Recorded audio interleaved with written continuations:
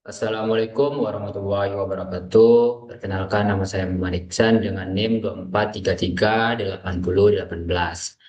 Baiklah, pada kesempatan kita kali ini saya ingin mempresentasikan materi yang telah kita pelajari selama perkuliahan kita selatu semester. Baik, langsung saja kepada materinya.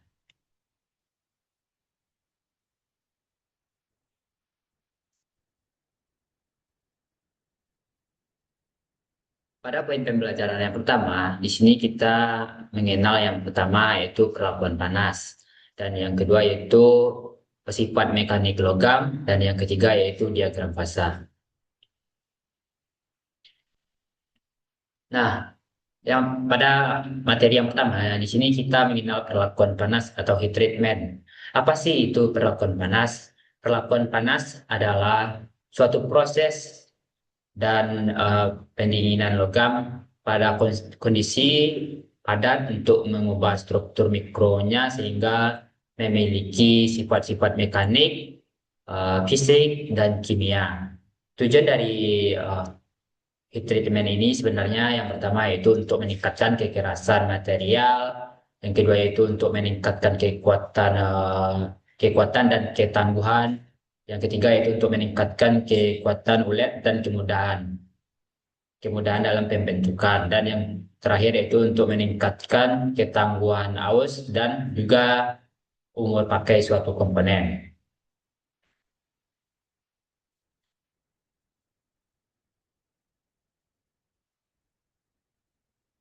Yang selanjutnya yaitu tahapan dasar pada proses heat treatment. Nah, pada tahapan dasar heat treatment ini terdapat ada tiga. Yang pertama yaitu heating atau pemanasan. Nah, pada contohnya pada material yang dipanaskan hingga temperatur tertentu sesuai jenis perlakuan panas.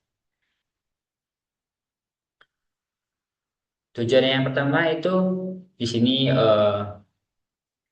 ada pelunakan,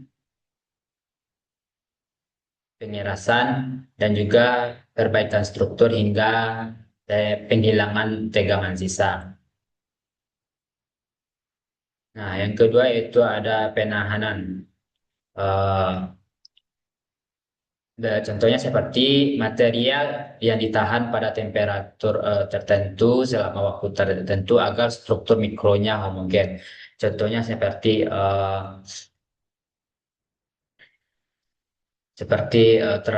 transformasi diagram fasa, misalnya austenit menjadi mertensit, dan yang ketiga yaitu di sini cooling atau pendinginan, yaitu contoh pada material yang didinginkan dengan media tertentu untuk memperoleh sifat yang diinginkan. Nah, apa saja sih media pendingin yang biasa kita gunakan pada proses heat treatment ini? Yang pertama yaitu ada media air atau air cooling, yang kedua udara atau air cooling, yang kedua adalah tungku atau free cooling, yang ketiga ada air atau water quenching, dan yang keempat ada minyak atau oil quenching, dan ke yang terakhir adalah larutan garam. Nah, di sini dapat kita lihat contohnya proses pendinginan menggunakan air atau water quenching. Nah, sebelum kita lanjut kepada jenis-jenis heat treatment, terlebih dahulu apa sih jenis-jenis heat treatment yang kita kenal selama ini? Nah, di sini yang pertama yaitu ada yang namanya annealing atau pelunak. Proses pemanasan material hingga temperatur tertentu, kemudian didinginkan secara lambat di dalam tungku.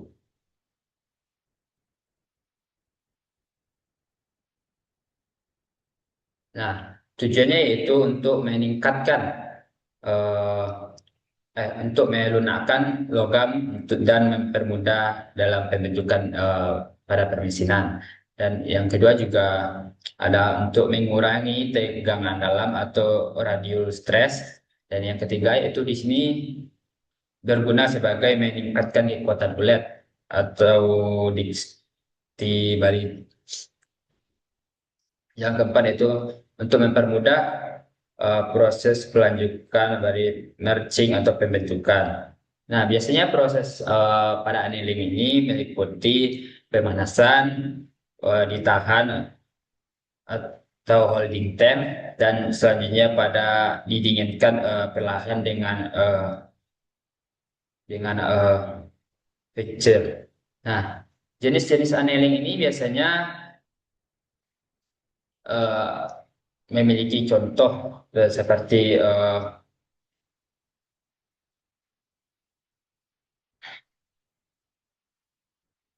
contohnya seperti pada dipanaskan melalui suhu sekitar A3 atau ACM dan ditahan lalu eh, menghasilkan struktur ferrit ditambah perlit yang seragam.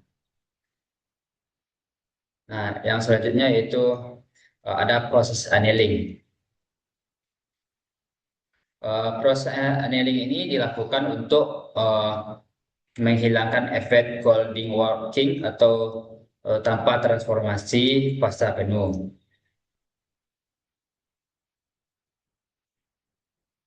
Yang selanjutnya ada normalizing. Nah, normalizing adalah suatu pemanasan baja di atas temperatur kritis, kemudian didinginkan eh, pada suhu terbuka. Tujuan dari normalizing ini biasanya seperti untuk memperbaiki dan memperhalus suatu struktur mikrologam. Yang kedua itu untuk menghasilkan butiran yang lebih halus dan seragam. Yang ketiga di sini juga ada untuk meningkatkan kekuatan dan kekerasan dalam bidang annealing. Dan yang keempat yaitu untuk menghilangkan regresi komposit akibat casting atau rolling. Dan yang terakhir yaitu untuk mempersiapkan material sebelum diproses. Nah, perbandingan dengan annealing ini seperti terdapat beberapa aspek. Yang pertama itu dari aspek annealing dan normalizing. Perbandingannya yang pertama itu aspek annealing itu sangat lambat, sedangkan pada normalizing itu biasanya sangat cepat. Sangat lambat sampai sedang. Sedangkan untuk kekerasannya pada annealing biasanya lebih rendah dibandingkan dari normalizing yang lebih tinggi. Nah, kalau dari segi kekuatan biasanya lebih rendah annealing, dan kalau dari normalizing biasanya kekerasannya lebih tinggi. Selanjutnya itu ukuran butir. Nah, biasanya kalau pada annealing eh, ukuran butir lebih kasar, sedangkan pada normalizing butirannya lebih halus. Nah, yang terakhir itu waktu prosesnya. Pada annealing biasanya prosesnya lebih lama, sedangkan pada normalizing prosesnya itu biasanya lebih cepat. Nah, yang kedua itu di sini yaitu ada quenching atau pengerasan. Eh, Pendinginan cepat dari temperatur auten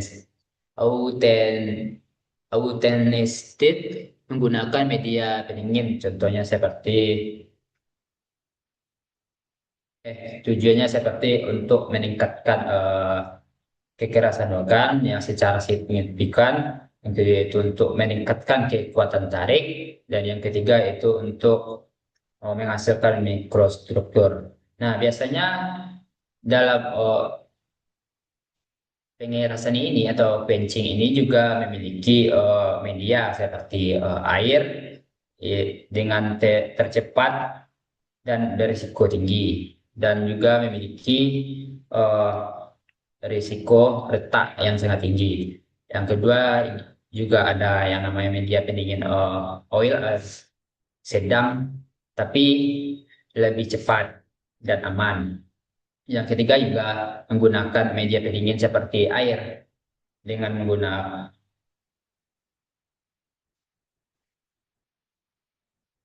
Yang ketiga itu menggunakan larutan garam yang lebih cepat, dan yang terakhir itu menggunakan udara bertekanan lambat. Nah, selanjutnya eh, yang keempat yaitu ada tempering. Nah, tempering ini adalah suatu proses pemanasan kembali baja yang dihasilkan eh, melalui proses quenching pada temperatur di bawah suhu kritis. Proses pemanasan kembali pada baja ini yang telah di quenching pada suhu rendah lebih dari suhu kritis biasanya berkisar sekitar 100 sampai 150 sampai 700 derajat Celcius, lalu didinginkan apakah eh, mengalami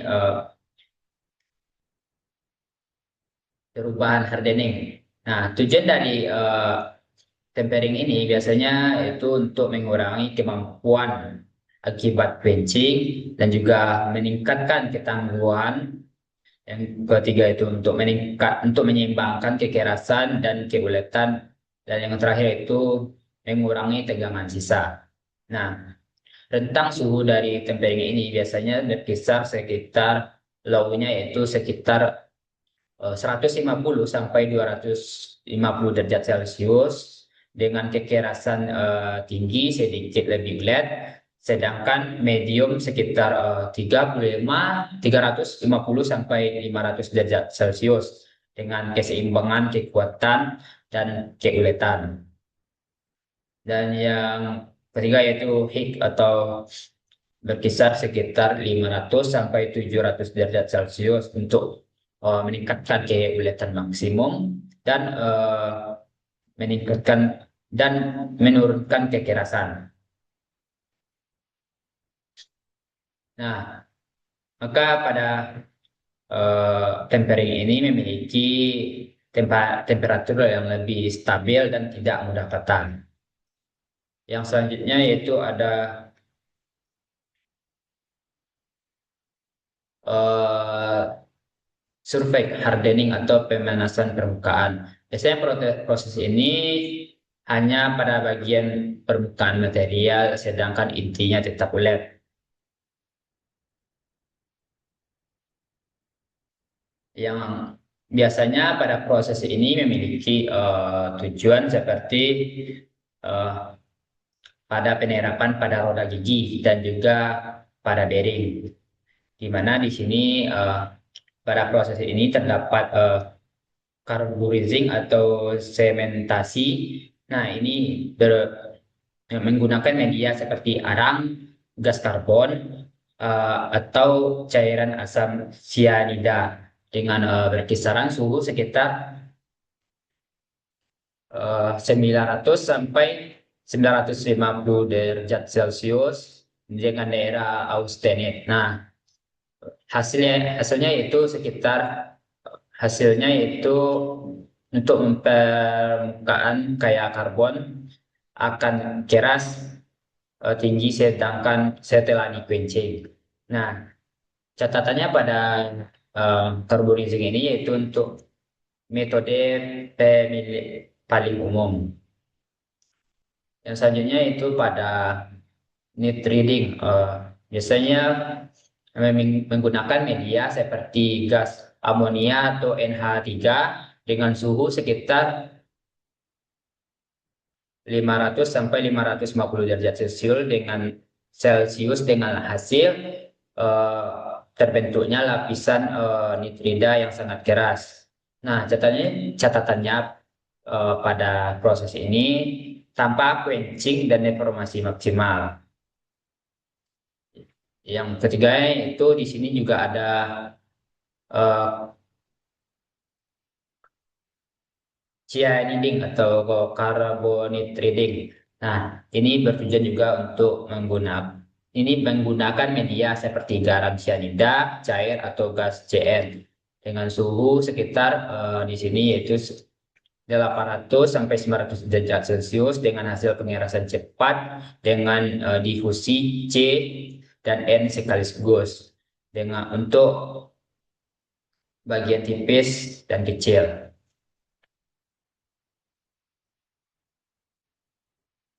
Nah, tahapan yang selanjutnya ini di sini itu tahapan proses heat treatment. Nah, di sini saya gambarkan dengan dengan proses heat treatment, yaitu yang pertama itu ada proses pemanasan, lanjut kepada proses holding time, dan lanjut kepada proses pendinginan seperti air, oli, dan water. Nah, setelah melakukan pada proses pendinginan, maka lanjut kepada proses perubahan struktur mikro, dan yang terakhir yaitu baru perubahan struktur mekanik.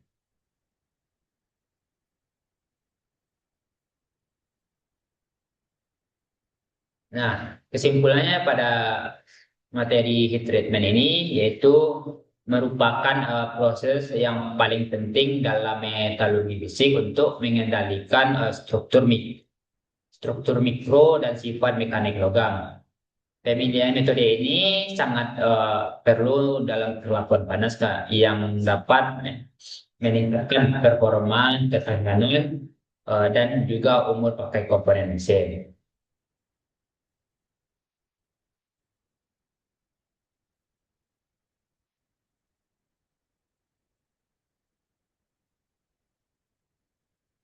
Yang selanjutnya yaitu eh, sifat mekanik logam.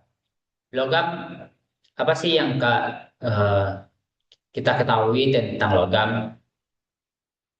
Nah, di sini saya akan menjelaskan sedikit tentang pengertian sifat mekanik logam. Sifat mekanik logam adalah suatu kemampuan material untuk menahan gaya atau beban yang bekerja padanya tanpa mengalami kerusakan sifat mekanik yang sangat penting dalam dunia teknik, karena menentukan kekuatan, keamanan, dan juga umur pakai pada suatu komponen mesin atau konstruksi. Sifat mekanik logam biasanya umum diperoleh melalui pengujian seperti uji tarik, uji kekerasan, uji impak, dan uji kelelahan. Nah, yang pertama yaitu uji tarik. Biasanya pada uji tarik eh, atau tensile test, yaitu merupakan metode standar untuk menentukan sifat mekanik suatu material. Pada pengujian ini biasanya spesimen diberi gaya tarik secara bertahap hingga patah. Maka akan menimbulkan hasil pengujian yang tampil dalam bentuk kurva, tegangan, renggingan. Nah, apa sih tujuan dari uji tarik ini? Biasanya dalam proses uji tarik terdapat beberapa tujuan, seperti menentukan kekuatan material terhadap beban tarik. Yang kedua itu untuk mengetahui batas elastis dan batas plastis material. Yang ketiga itu untuk menentukan tingkat keuletan standar material. Yang keempat itu untuk mengetahui apakah kekuatan material sangat baik atau tidak. Nah, yang kelima itu untuk menjadi dasar dalam pemilihan material untuk berbagai aplikasi teknik.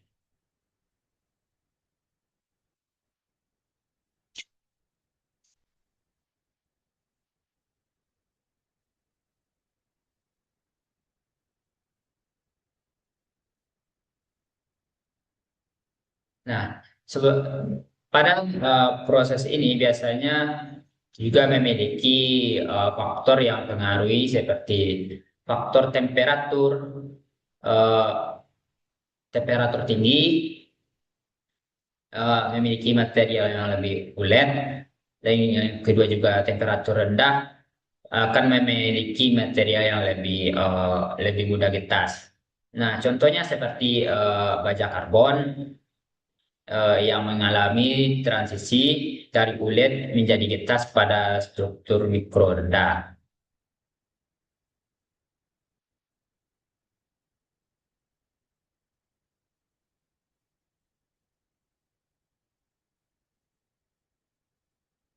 Yang selanjutnya itu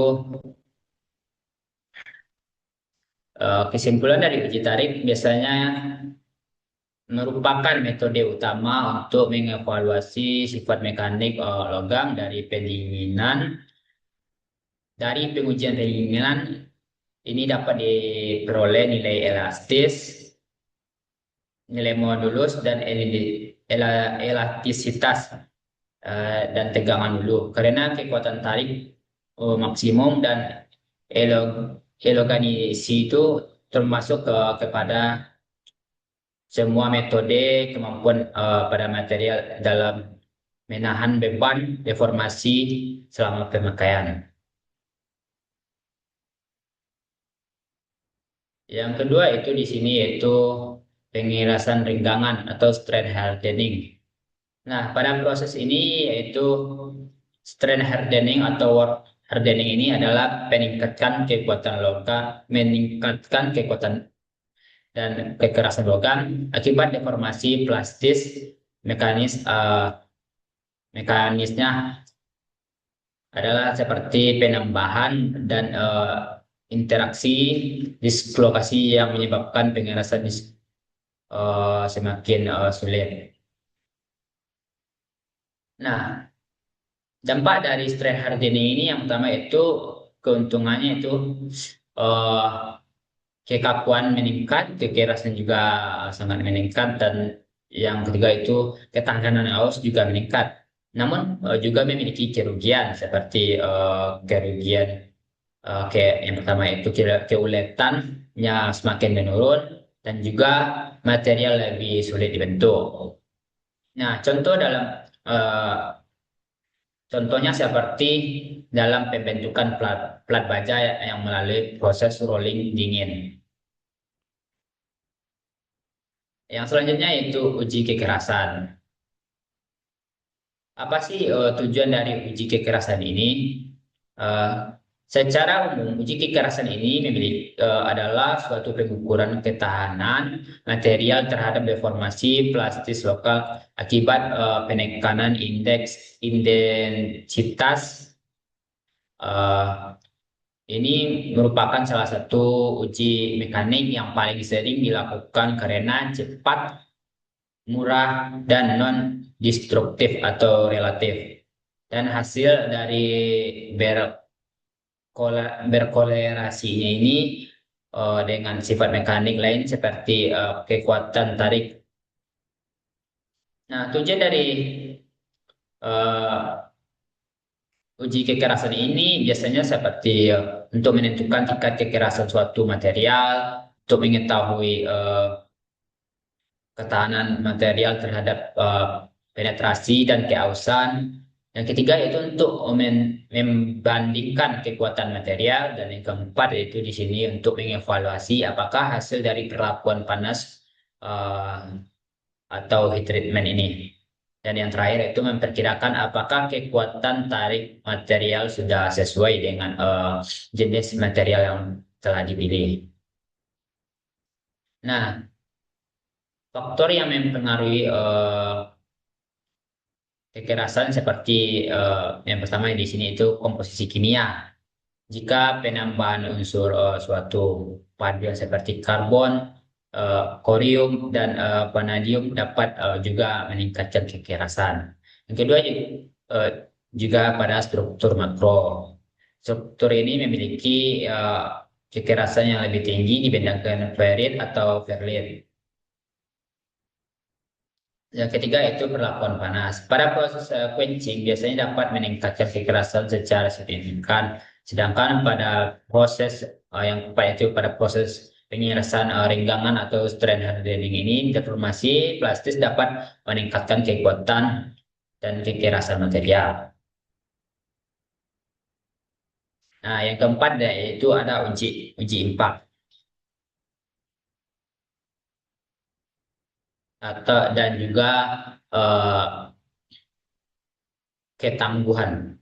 Yang pertama di sini kita akan menjelaskan uji impact atau impact test adalah suatu metode pengujian yang digunakan untuk mengetahui kemampuan material yang menyerap energi akibat beban kejut atau benturan yang terjadi secara tiba-tiba. Maka hasil dari uji impact ini biasanya digunakan untuk menentukan ketangguhan suatu material. Nah, yang selanjutnya yaitu ketangguhan adalah suatu kemampuan material menyerap energi sebelum mengalami patah. Pada proses eh, pengujian impact, biasanya energi yang diserap spesimen seperti patah diukur dengan menggunakan suatu metode uji impact. Nah, yang selanjutnya di sini yaitu diagram fasa. Diagram fasa adalah suatu diagram yang paling penting dalam metalurgi karena mendasari pemahaman baja dan besi cor. Karbon juga dapat larut dalam besi hingga batas tertentu eh, tergantung struktur kristal temperatur. Biasanya, nah di sini juga eh, eh, memiliki biasanya diagram fasa atau Fe3C ini adalah suatu komposit karbon yang memiliki sekitar 6,7% berat C dan juga struktur mikronya biasanya yang terbentuk pada baja dan besi tulang. Nah, komponen utama dari diagram ini yang pertama itu uh, Fe atau besi murni dengan memiliki sifat alotropi yaitu berubah bentuk dari kristal pada suhu yang berbeda. Misal di sini B perit yang memiliki suhu kurang lebih sekitar 912 derajat Celcius dan juga autensit juga memiliki suhu sekitar 912 sampai 1394 derajat Celcius dan yang terakhir itu perit juga memiliki suhu sekitar 1394 derajat Celcius. Nah, pada yang selanjutnya itu di sini kita akan menjelaskan uh, simenit atau komponit atau Fe3C. Yang pertama senyawa ini biasanya ter, uh, terbentuk akibat kandungan dari 6,7% dari berat suatu uh, material. Nah,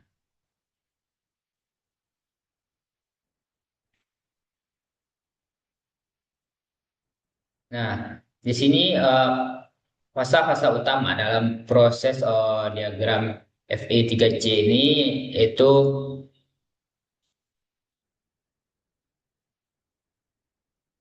adalah untuk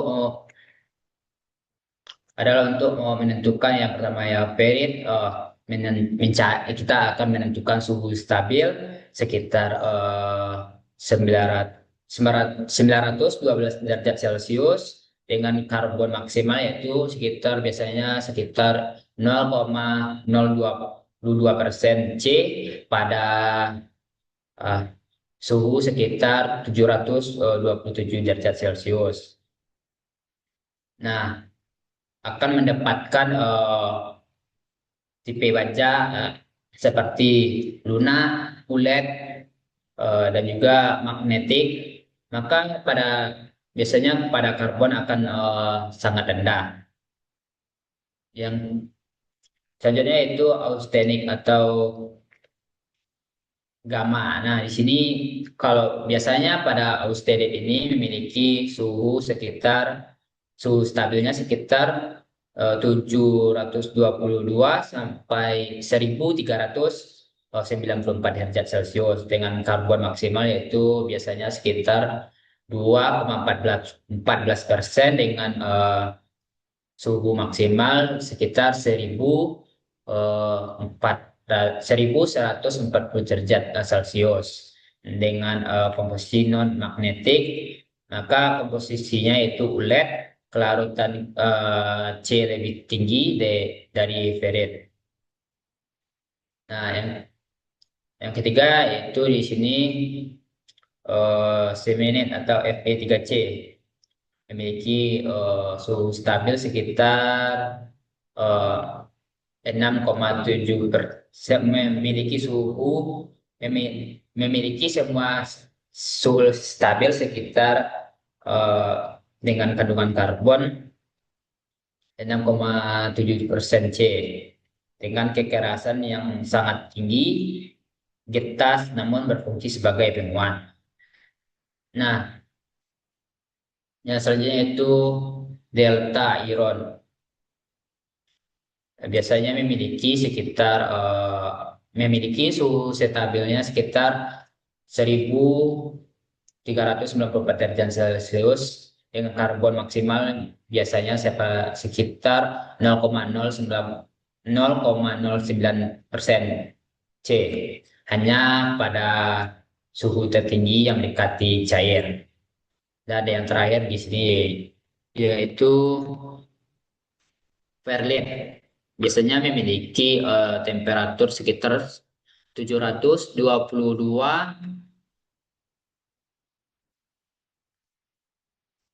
727 derajat Celcius dengan karbon nya yaitu mengandung karbon sekitar 0,76 derajat C dengan kekuatan sedang. Nah, biasa pada diagram kuasa Fe3C ini yang paling penting dalam metodologi karena mendasari pemahaman dalam basic chord karena dapat di karena dapat karena terdapat larutan dalam besi hingga batas tertentu tergantung pada struktur mikronya. Eh, Mungkin cuman itu yang dapat saya sampaikan. Saya sudahi dengan wabillahi taufiq wal hidayah. Wassalamualaikum warahmatullahi wabarakatuh.